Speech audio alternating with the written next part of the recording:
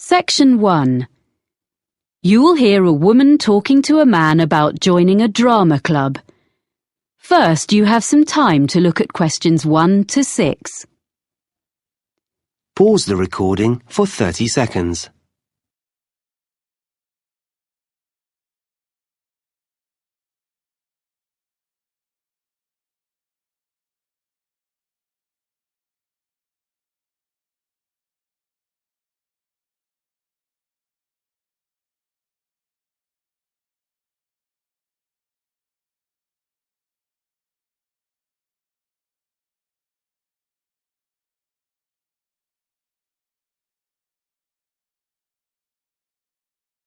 You will see that there is an example that has been done for you. On this occasion only, the conversation relating to this will be played first. Hello, Robert Gladwell speaking. Oh, hi. My name's Chloe Martin. I was given your name and phone number by Ben Winters. I work with him, and he said you're a member of Midbury Drama Club. Yes, I am. Well, I've just moved to the area, and I'm keen to join a drama club. Great. Yes, I can give you some information. We're one of the oldest drama clubs in the area, as the club started in 1957. We now have about 60 members. Our youngest member is 10, and our oldest member is 78. The year the drama club started was 1957, so 1957 has been written in the space. Now we shall begin. You should answer the questions as you listen, because you will not hear the recording a second time. Listen carefully and answer questions 1 to 6. Hello, Robert Gladwell speaking. Oh, hi. My name's Chloe Martin. I was given your name and phone number by Ben Winters. I work with him, and he said you're a member of Midbury Drama Club. Yes, I am. Well, I've just moved to the area, and I'm keen to join a drama club. Great. Yes, I can give you some information. We're one of the oldest drama clubs in the area, as the club started in 1957. We now have about 60 members. Our youngest member is 10, and our oldest member is 78.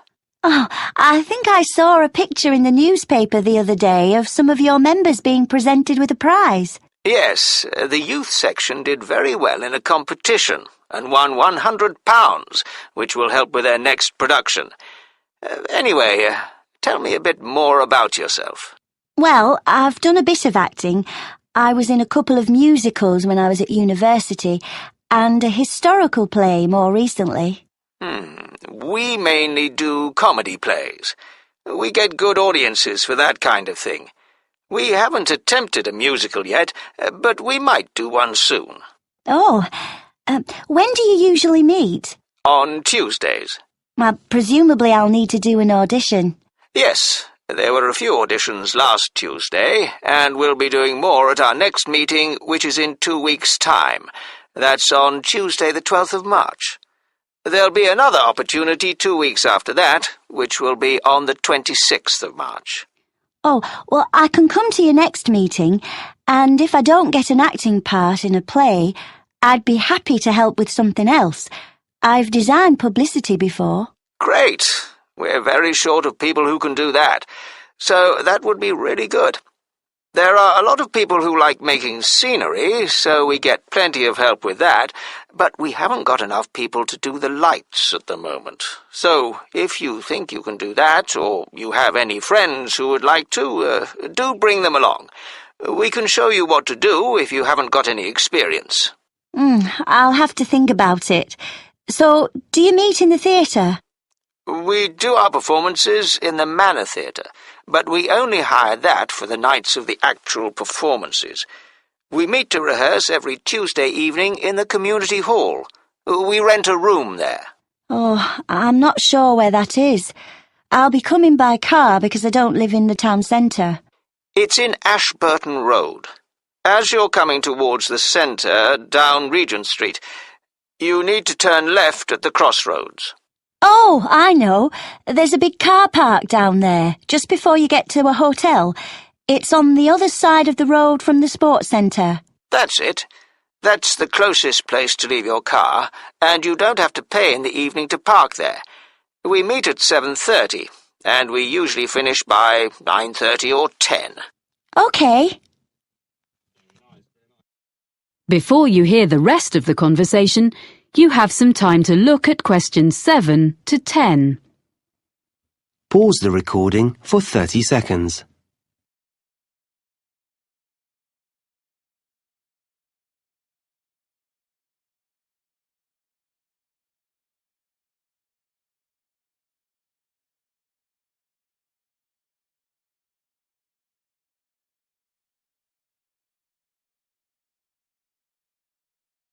Now listen and answer questions 7 to 10. I haven't mentioned that we have to make a charge. Everyone pays a subscription of £180 to be a member for a year. You can pay for the whole year at once, or you can pay £15 every month. It works out the same. There are reductions for retired people and under 18s, but I don't think you come into either category. No, I'm 26. Oh, that fee covers all the costs, like photocopying of scripts and producing the posters, but it excludes the costumes for the performances. We ask people to pay for the hire of those themselves. It does mean they look after them properly, as they know they won't get their deposit back otherwise. Can I come along to the next meeting then? Of course. We'd love to see you. And if you want to know more about how we run the auditions or the next play we're doing, why don't you give our secretary a ring? She'll be really pleased to help you. Oh, what's her name? It's Sarah Sordicott. That's SAWDICOTT.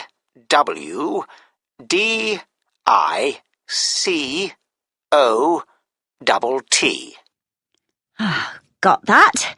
And her phone number? I've only got a mobile number for her. Just a minute. Let me find it. Yes. It's 07955 240063. Great. Thanks for your help. That is the end of section 1. You now have half a minute to check your answers.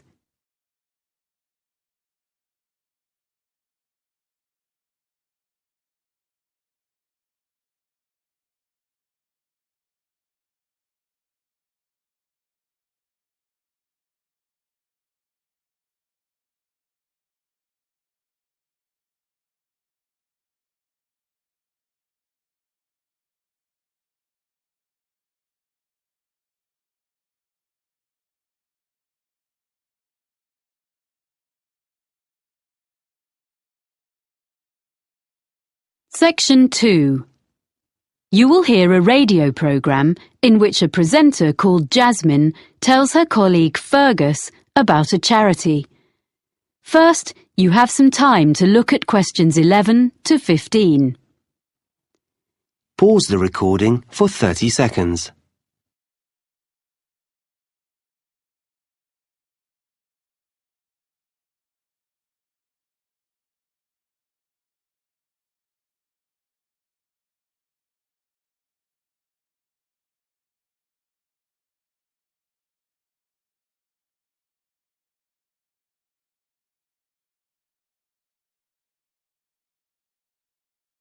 Now listen carefully and answer questions 11 to 15. And now here's Jasmine, who's come to tell us about this week's charity. Hi, Fergus. This week, I'm going to talk about forward thinking and their plans for the Colville Centre. So, in recent years, people have realised how useful the arts can be within healthcare. The idea behind forward thinking is to use the arts to promote well-being. The charity develops projects for people with special needs and health problems, and also delivers training to healthcare professionals in using the arts, as well as supplying them with information and advice. Forward Thinking doesn't just run art and craft classes to distract people who are ill, or recovering from illness, but arranges longer-term projects and courses, as it's been shown that the arts can bring all sorts of positive changes in patients, including benefits such as shortening the length of stay in hospital and reducing the amounts of medicine they need. I see. Forward Thinking has experience of working with a broad range of people, from young adults with learning difficulties to older people in homes or daycare centres and people with physical disabilities. The organisation's been around since 1986, and it gradually expanded during the 1990s. Then, in the new millennium, it was decided to find a memorable name. So it's been operating as Forward Thinking for several years, in fact since 2005. It's quite a locally based charity, mainly for people in the southern part of this region, which includes all rural and urban communities outside the city of Clifton, which has its own organisation. There are, of course, some similar charities in other parts of the country, in London and so on. And what's the present fundraising in aid of? Yeah, well, the charity needs funding in order to buy the Colville Centre. This is a former village school, which was built in 1868.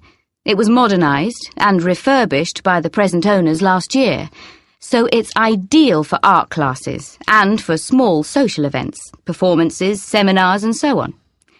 Forward Thinking is fundraising to purchase the building so they can use it to continue running classes and so on for the general public, and eventually also for some of the people they help. Before you hear the rest of the talk, you have some time to look at questions 16 to 20. Pause the recording for 30 seconds.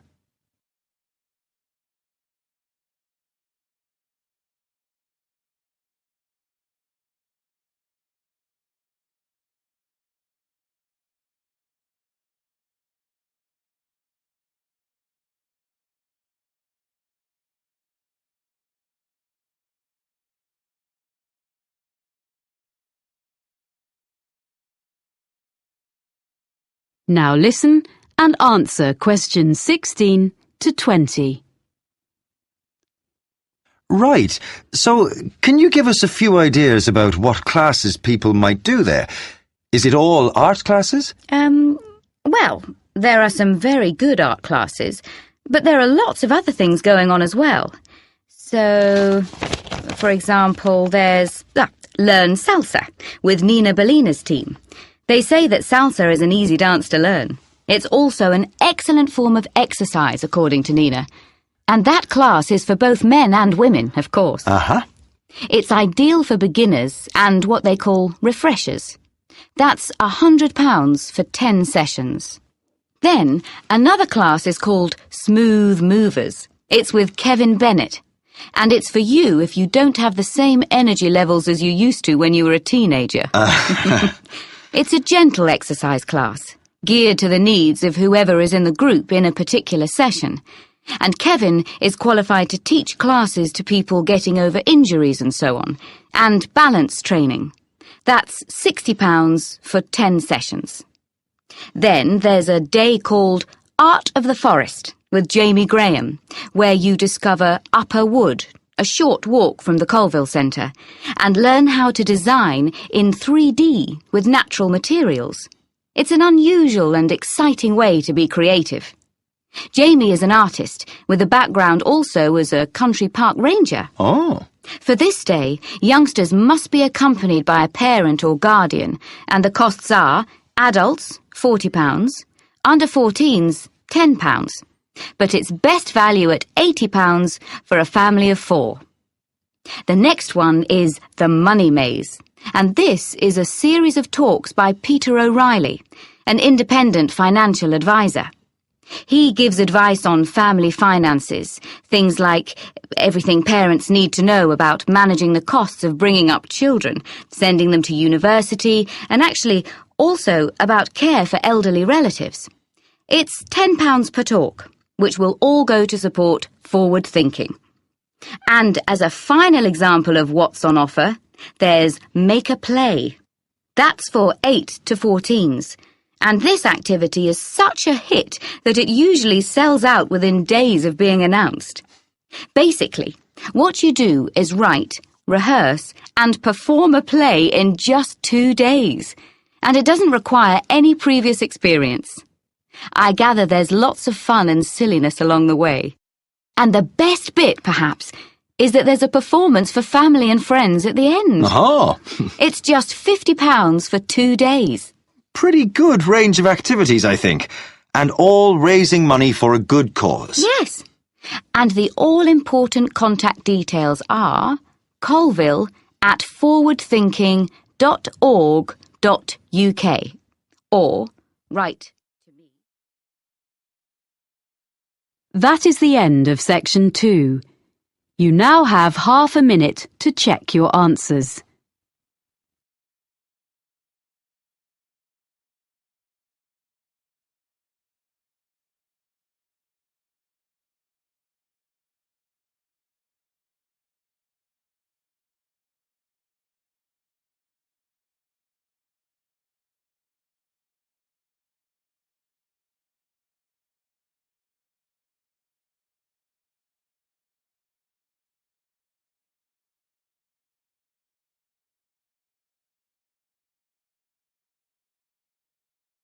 Section 3. You will hear 2 students talking to their tutor about a geography trip. First, you have some time to look at questions 21 to 26. Pause the recording for 30 seconds.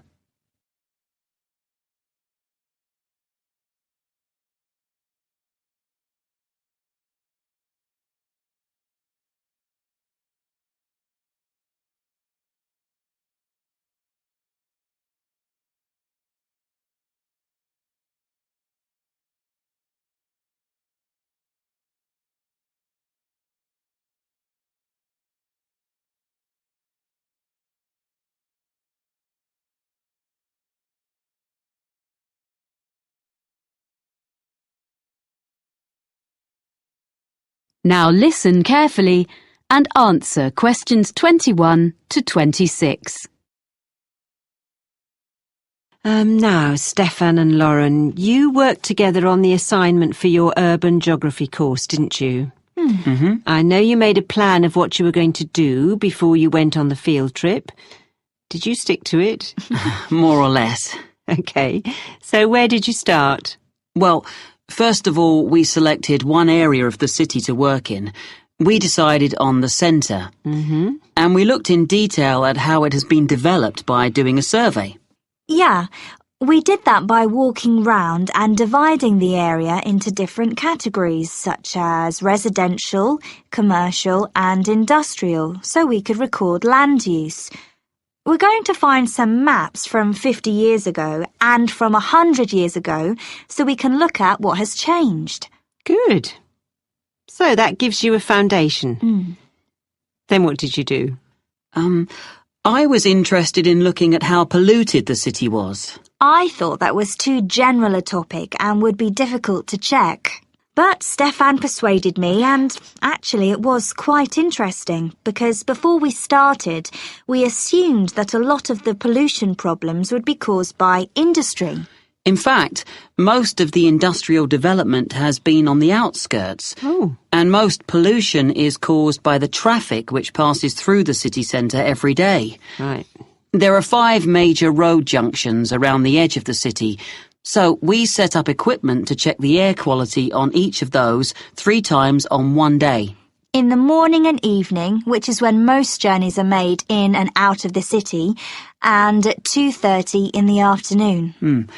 On the same day, we went to the 2 busiest junctions in the morning and evening to calculate the traffic flow into the city. Right. We'll be able to produce some graphs from the figures we collected. Yeah.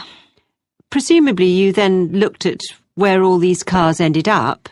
I thought we should look at why people were coming into the city, whether it was for employment or education or leisure activities.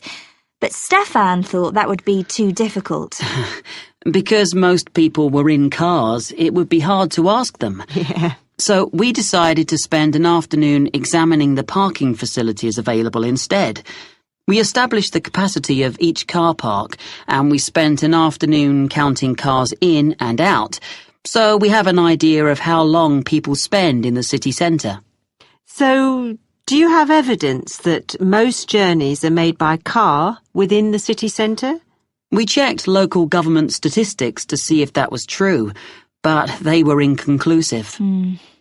Everything is quite close together in the city centre, and there are wide pavements, so you would expect people to walk from one place to another. So we chose a number of locations and we noted how many pedestrians passed a particular spot. How did you choose where to do that? We stood at 2 places in the business district. One in the shopping area, and the other was in an area where there are more tourists. Right. I thought it was really important to talk to people, so we carried out a survey on how people usually travelled into the city. We asked them about their usual means of transport. We found out that it varied according to why people were travelling. If they were employed in the city, they wanted to get there quickly, but if they were coming in for their leisure time, they didn't mind using the bus. That's all we had time for while we were there. Before you hear the rest of the conversation, you have some time to look at questions 27 to 30. Pause the recording for 30 seconds.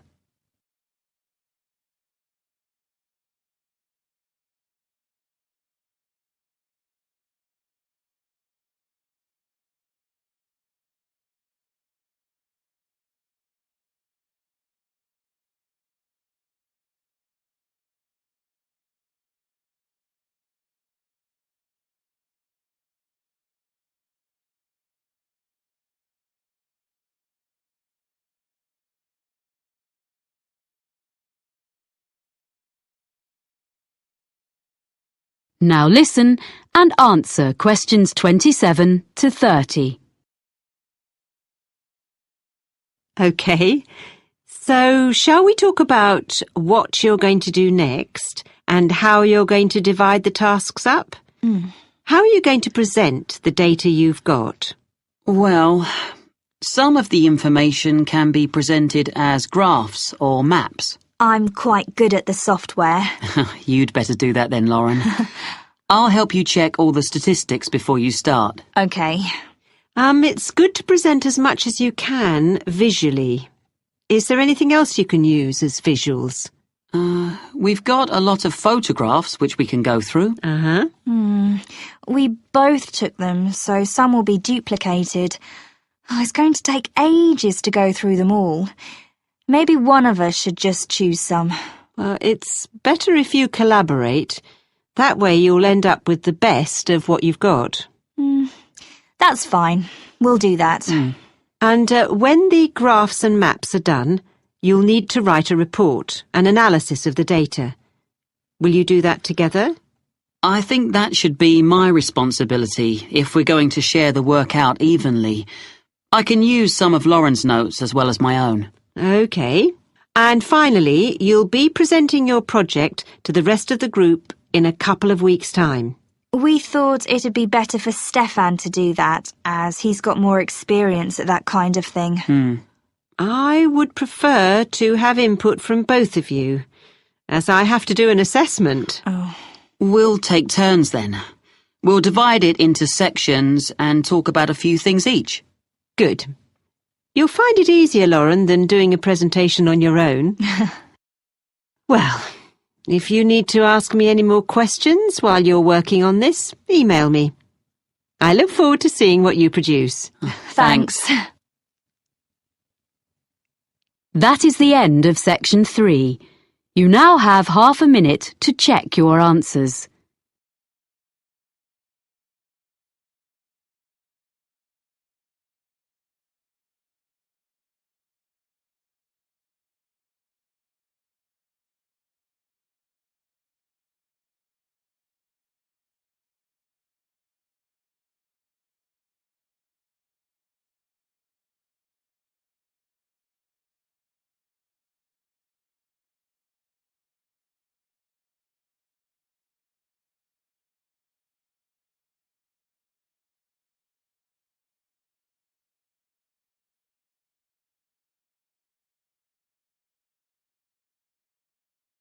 Section 4. You will hear a lecturer giving the beginning of a talk on the history of British pottery. First, you have some time to look at questions 31 to 40. Pause the recording for 1 minute.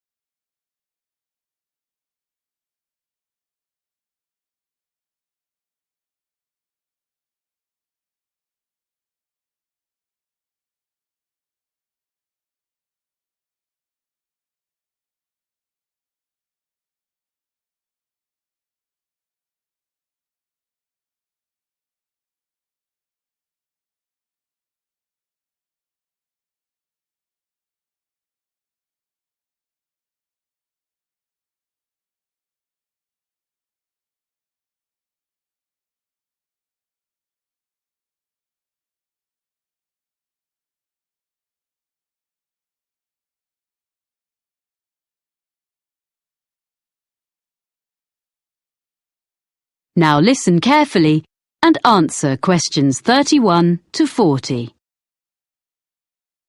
Thank you for coming to this series of talks. Before I talk in detail about the experiments and innovations of the British ceramicists, I'd like to give you a summary of the social and manufacturing background in which they lived and worked. So, we're talking about England, or more specifically, the region known as the Midlands, and we need to go back mainly to the 18th century and briefly even earlier to put it in a global context. Now, at that period, the majority of the population, whatever their station in life, as you might say, were dependent for their living, in one way or another, not on the geographical location of where they lived, but on the physical characteristics of the actual land they lived on. This is true whether we're talking about the aristocracy, the owners of great estates who incidentally had no snobbery about the concept of making money from all the reserves of coal or timber or stone on their rolling acres, or the farmers making a fat living from the rich soils. And besides these groups, and the less affluent ones, the deposits of iron ore and lead, the limestone and flint, and the brown and yellow clays also sustained the numerous industries in the area. It's important to recognise that it was already an industrial region and had been so for centuries. There were many Midland trades, some of them indigenous, some of them not. For example, there were immigrants from France who came as early as the late 16th century, and they were producers of glass. A century later, there is plenty of evidence that the variety of trades was enormous. There was brewing in Burton-on-Trent, silk weaving and ribbon making near Coventry, framework knitting around Nottingham, and of course, in Cheshire men dug the salt, as we still do nowadays even, which in that era was sent downriver to the estuary of the Mersey. Now, among these well-established trades, one of the oldest of the local crafts was pottery. As you will probably be aware, ceramics has always been a mix of science, design and skill.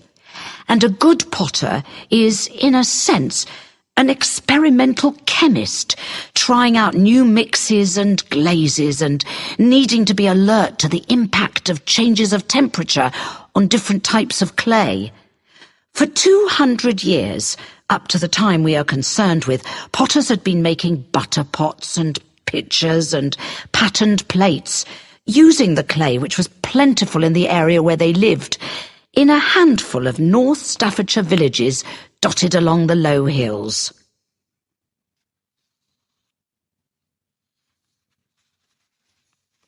Now I want to explain a little about the industrial processes which had preceded the great breakthrough in Germany in 1708. That's when the formula for porcelain was discovered, a secret that had been held in China for 1,000 years. In the Midlands, in England as elsewhere, there had basically been two kinds of pottery. The first is still known as earthenware. Now, this was a bit rough and ready, but it was deservedly popular for several reasons. To start with, it was relatively cheap, so it could be used by most households. This was because it could be made from local clay without any complicated processing or added materials. From the potter's point of view, there was another reason for its cheapness. This was that it could be fired in simple ovens or kilns, and at relatively low temperatures, so he didn't have to spend so much money on fuel to achieve the necessary heat. On the other hand, after one firing in the kiln, the problem with earthenware was that it remained porous, so had limited usefulness. So for most purposes, it had to go back in the kiln for a second firing before it became waterproof. And another thing was that it was extremely breakable. I mean, before it had even been sold. I suppose the potter wouldn't have minded so much if people just had to keep coming back for more every time they broke a jug or whatever. But it was very inconvenient because it meant there was a lot of wastage in the course of the manufacturing process. Anyway, for all these reasons, if people could afford it, and that would be all but the very poor, they would buy stoneware, a much tougher product. Now, for this, the potter used a slightly more expensive raw material, which was made by combining clay and flint, and this mixture was fired at a far higher heat, with the result that the ingredients vitrified. That is to say, in effect, the whole thing became glassy. And because of this, it was non-porous, and naturally this was regarded as a great advance. Well, that's the situation in the 18th century. Are there any questions at this stage? OK, so now we can go on to look at the age of innovation. That is the end of section 4. You now have half a minute to check your answers.